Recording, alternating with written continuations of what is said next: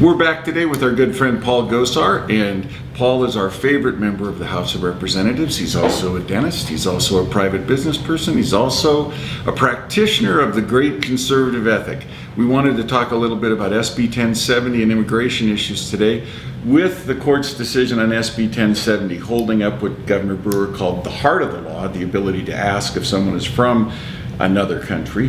Where do we go now at the federal level as a member from the Arizona Quintillion? Where do we go forward on an SB 1070 type immigration approach? What are we going to do next? Well, what we did is we looked at the three provisions they struck down and then read it very carefully. And what it basically says in there is that currently the state couldn't, but it doesn't mean that the state can't help as long as Congress gives them that dictation. So what we want to do is, and I think every American believes the same thing, is common sense, that our law enforcement, both on the federal, state, local, all ought to be utilizing our limited resources collaboratively together in defense of this country, which is the hallmark, one of the principal hallmarks for the federal government's jurisdiction. It's to secure this Constitution and the borders of this country. And so what we're looking at is how do we build something in a bill that actually enumerates those powers to work together. So we're actually doing that right now. When I look at the Supreme Court decision on SB 1070, I always have to break it down and think about an example. In the state of Arizona, if you rob a bank, that's a federal crime. But the state of Arizona has laws that deal with the crime of bank robbery, and we are allowed to assign a penalty to it.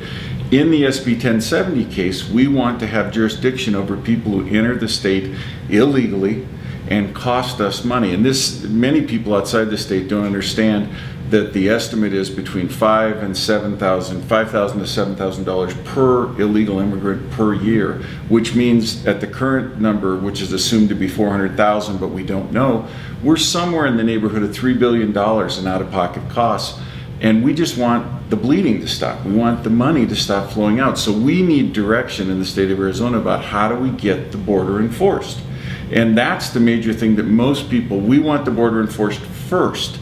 And when you're back in DC and you're trying to lead this effort, what do people say in response to that? Do they understand that this is bleeding us dry in terms of cost, and that there's also the violence on the border, and there's, God forbid we talk about sovereignty of the state of Arizona, but do the folks back there get it when you bring this up and talk about it and pursue it? Do they understand how dangerous this is for the border? They do. For the most part, on the Republican side, they get this. And most of Americans are behind this. If you look at evaluations and how the support for 1070, it's almost at a 70% clip.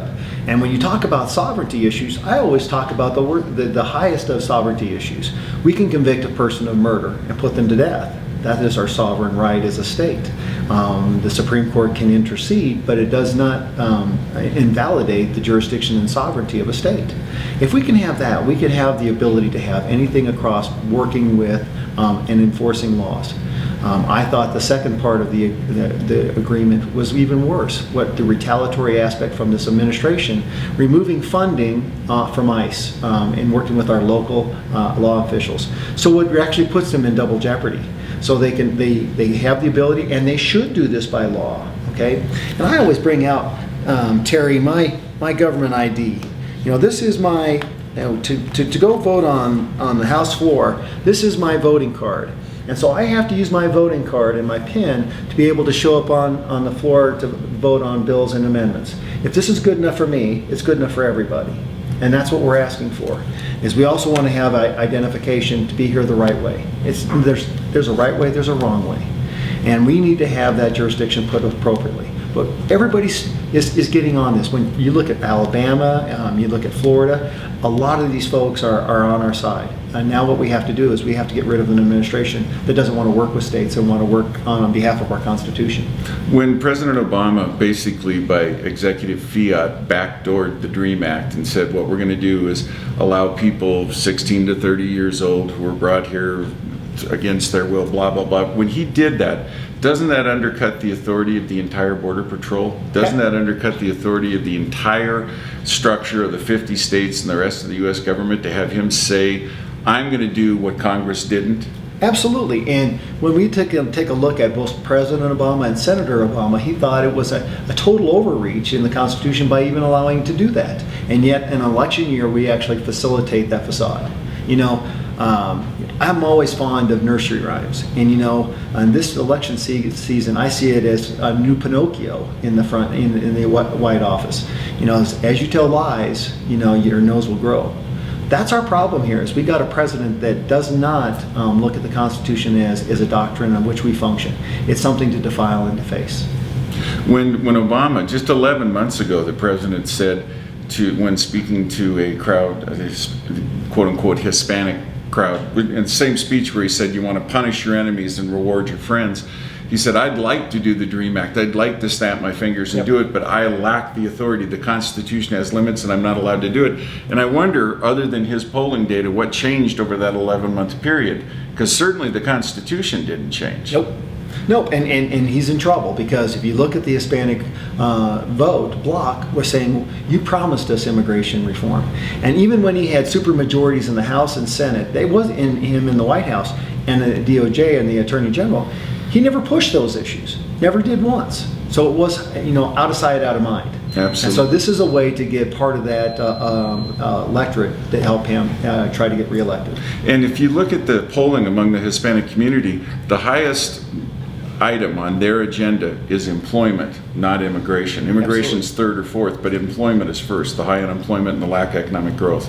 Absolutely. They want to see a job, and the economics is a plus. That's one of the things we've always looked at is trying to get the federal government out of the way to create an environment where we actually can create private sector jobs.